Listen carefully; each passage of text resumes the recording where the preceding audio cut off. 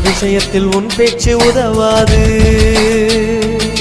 மெல்ல இடையினை தொடுவாயா, மெல்ல உடையினை களவாயா, நான் துடிக்கையில் வெடிக்கையில் முத்தங்கள் தருவாயா.